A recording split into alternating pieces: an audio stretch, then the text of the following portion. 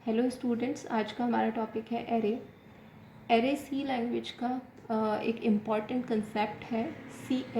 Array को हम कहते हैं derived data type. Derived data type को डिस्कस करने से पहले हम देखते हैं कि जो प्रिमिटिव डेटा टाइप्स होते हैं like integer, char and float, तो उस टाइप का अगर हम एक वेरिएबल डिक्लेयर करते हैं तो एक्चुअल में मेमोरी में किस तरीके से वैल्यू अलॉट होती है। सपोज़ मुझे एक वेरिएबल डिक्लेयर करना है जिसका नाम है नम, तो हम लिखेंगे इंट नम। दैट मीन्स कि आइडेंटिफायर नेम है नम एंड इंटीजर टाइप हमारा डेटा टाइप है। सो जब भी हम ये स्टेटमेंट लिखते हैं, इस केस में क्या होगा, मेमोरी में 2 बाइट, क्योंकि ये इंटीजर मेमोरी में 2 बाइट लेता है तो 2 बाइट रिजर्व हो जाएंगी। एड्रेस उनका हो सकता है 2000 एंड 2001। इस मेमोरी को हम नम नाम से एक्सेस कर सकते हैं। दैट मीन्स कि अगर हम नेक्स्ट स्टेटमेंट में लिखते हैं नम इक्वल्स टू 10, तो ये जो मेमोरी असाइन हुई है, अलॉट हुई है, इसमें हम 10 को स्टोर कर देंगे या यहाँ पर 10 राइट हो जाएगा। सो ये सिंपल प्रिमिटिव डेटा टाइप के वेरिएबल की वर्किंग है। इस केस में अगर आप देखेंगे कि केवल एक वैल्यू हम यहाँ पर स्टोर कर सकते हैं। अगर हम इसको कैरेक्टर टाइप लेते हैं, कैरेक्टर ABC सपोज, सो इस केस में मेमोरी में 1 बाइट स्टोर रिजर्व होगी, क्योंकि कैरेक्टर हमारा लेता है 1 बाइट। अब हम लिखते हैं ABC इक्वल्स टू A, तो क्योंकि कैरेक्टर टाइप के जो भी वेरिएबल्स होते हैं वो केवल एक कैरेक्टर को होल्ड कर सकते हैं। अब आप एक केस कंसिडर कीजिए जहाँ पर हमें किसी का नेम स्टोर करना है या किसी का फ़ोन नंबर स्टोर करना है। उस केस में हमारे पास एक नेम में मल्टीपल कैरेक्टर्स होंगे, तो हमारे पास क्या ऑप्शन है कि हम कई सारे वेरिएबल्स डिक्लेयर करें, यानी ABC1, ABC2, ABC3, ABC4, ABC5, अगर किसी का 5 कैरेक्टर्स का नेम है तो। And then ABC equals to हम लिख सकते हैं suppose ABC2 equals to N, ABC3 equals to I, ABC4 equals to L। Okay, अगर किसी का नाम अनिल है तो उस केस में हमें 4 वेरिएबल्स डिक्लेयर करने होंगे। अगर किसी का नाम सपोज 5-6 लेटर्स का है, देन हमें और मल्टीपल कैरेक्टर्स लेने होंगे। इतने सारे वेरिएबल्स को डिक्लेयर करना केवल सिर्फ एक नाम को स्टोर करने के लिए फीजिबल नहीं है। सेम उसी तरीके से अगर हमें किसी का फ़ोन नंबर स्टोर करना है, देन उस केस में फ़ोन नंबर भी 10 डिजिट का होता है, तो हमें या तो हम 10 वेरिएबल्स लें, उसी तरीके से हम स्टोर कर सकते हैं, तो वो भी एक फीजिबल आइडिया नहीं है कि किसी एक फ़ोन नंबर को स्टोर करने के लिए हमें 10 वेरिएबल्स को डिक्लेयर करना पड़े। इन दोनों सिनेरियो में हमारा कंसेप्ट आता है एरे का। जब हमें किसी का नेम स्टोर करना है या जब किसी का हमें फ़ोन नंबर स्टोर करना है, उस केस में जो हमारे वेरिएबल्स हैं उनका सेम डेटा टाइप है एंड सेम ही उनका वर्क है। तो उस केस में हम उनको अलग अलग वेरिएबल्स ना डिक्लेयर करके एक उनका अरे डिक्लेयर करते हैं। किस तरीके से करते हैं, सिंटेक्स ऑफ अरे। सिंटेक्स में आप देखिए, सबसे पहले होता है डेटा टाइप, किस टाइप के उसमें वेरिएबल्स होंगे, देन आइडेंटिफायर नेम, आइडेंटिफायर और देन साइज एंड सेमीकोलन। सो अगर हम लिखें कैर आइडेंटिफायर नेम एंड साइज 10, इस केस में क्या होगा, ये एक एरे क्रिएट करेगा। एरे मीन्स 10 लोकेशंस क्रिएट होंगी, 1 2 3 4 5 6 7 8 9 एंड 10, जिसको कि नेम नाम से हम रेफरेंस दे सकते हैं, और ईच लोकेशन को हम लिख सकते हैं नेम 0, नेम 1, इस तरीके से ब्रैकेट में इस नाम से हम इनको एक्सेस कर सकते हैं अप टू नेम 9। तो ये इंडेक्स जो चलेगा वो चलेगा जो भी साइज़ है 0 से लेके साइज़ -1 तक, एंड जो फर्स्ट मेमोरी लोकेशन होगी जहाँ से स्टार्ट होगा उसको हम कहेंगे बेस एड्रेस। Base address. तो सपोज़ अगर ये 2000 से शुरू हुआ मेमोरी लोकेशन, तो फर्स्ट जो कैरेक्टर है वो स्टोर्ड होगा 2000 पे, देन 2001 पे, then 2002, 2003, 2004 and so on.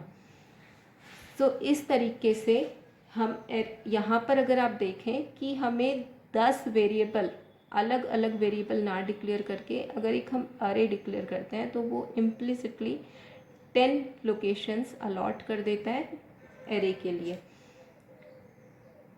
Array सिर्फ जो सेम डेटा टाइप है उन्हीं एलिमेंट्स को स्टोर करता है, और जो मेमोरी लोकेशंस हैं वो सीक्वेंशियल होंगी, यानी कि सीक्वेंशियली अलॉट करता है एरे के केस में memory.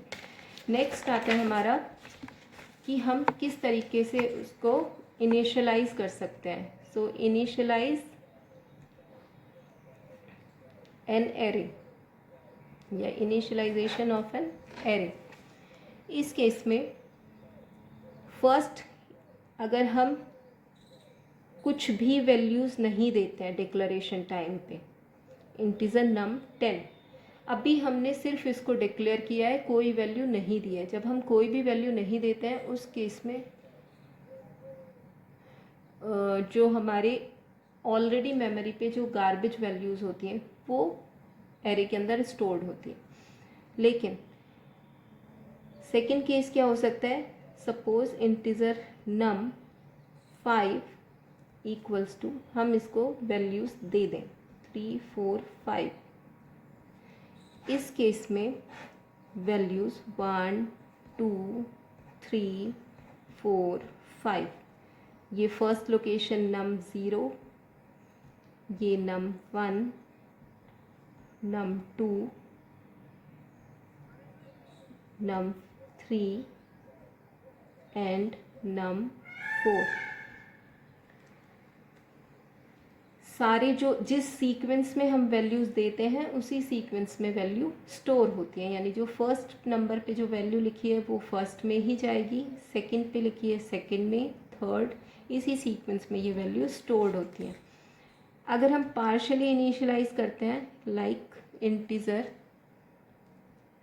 Num 5 equals to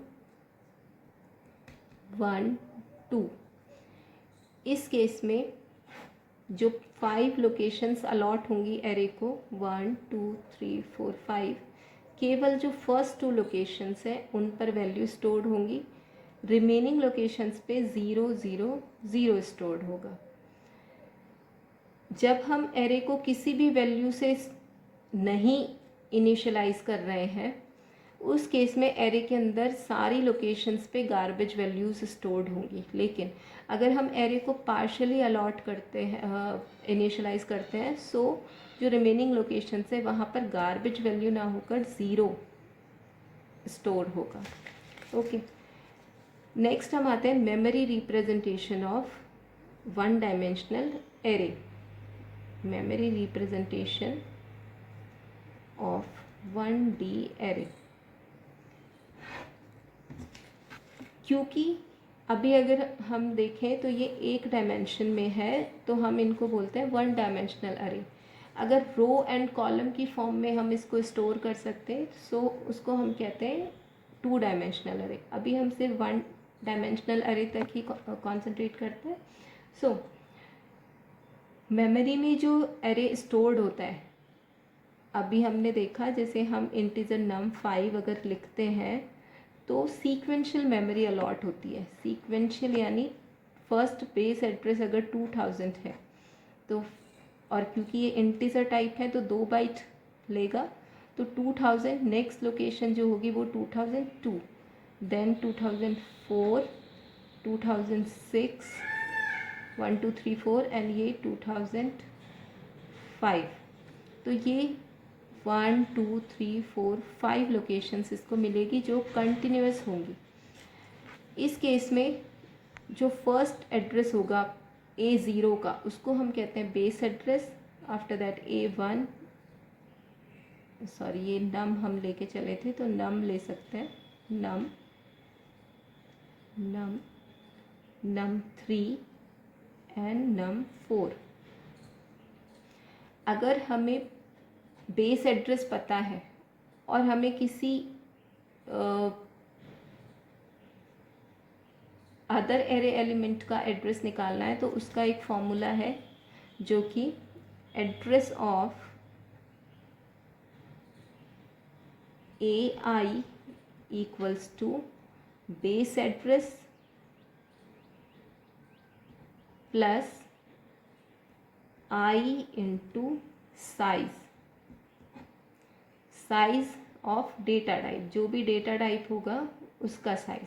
for example यहाँ पर देखिए, अगर हमें num3 का एड्रेस निकालना है तो एड्रेस ऑफ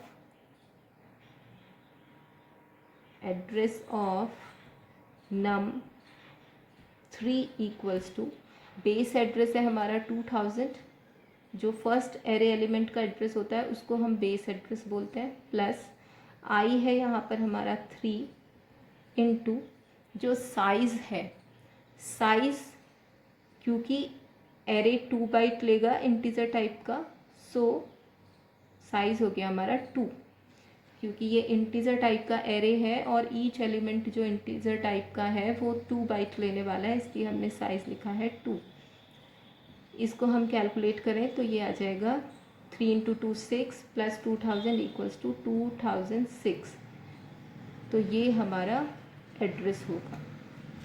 तो कुछ न्यूमेरिकल्स भी आ सकते हैं इस बेस्ड, तो वो हम सॉर्ट कर सकते हैं। अगर इसी का फ्लोट टाइप का एक एरे होता, float num5 and base address suppose दिया हुआ होता 4000 एंड हमें एड्रेस फाइंड आउट करना है num4 का, तो हम निकाल सकते हैं इसको, address of num4 equals to base address that is 4000 plus I है हमारा 4 इंटू साइज़ यहाँ पर होगा 4, क्योंकि जो फ्लोट होता है वो 4 बाइट्स लेता है, तो एड्रेस आ जाएगा आपका 4016। यानी जो ये num4 है ये किस मेमोरी लोकेशन पे स्टोर्ड होगा, 4016 मेमोरी लोकेशन पे। तो इस लेक्चर में मैंने आपको बताया कि एरे की हमें ज़रूरत क्यों है, जब हमें सेम डेटा टाइप के वेरिएबल्स को स्टोर करना होता है under one name, like name किसी का, फ़ोन नंबर और मार्क्स, उस केस में हमें एरे की ज़रूरत होती है। एरे हमारा एक डिराइव्ड डेटा टाइप है जिसमें जो सेम टाइप के डेटा एलिमेंट्स हैं वो सीक्वेंशियली स्टोर्ड होते हैं, सीक्वेंशियल मेमोरी लोकेशंस पे स्टोर्ड होते हैं। अगर हम उनको डिक्लेयर करते टाइम कोई वैल्यूज़ नहीं इनिशियलाइज करते हैं, किसी वैल्यूज़ को नहीं असाइन करते हैं, उस केस में कंपाइलर गार्बेज वैल्यूज़ उनको जो भी उसके अंदर होती हैं वो गार्बेज वैल्यूज़ असाइन रहती हैं। लेकिन अगर हम पार्शली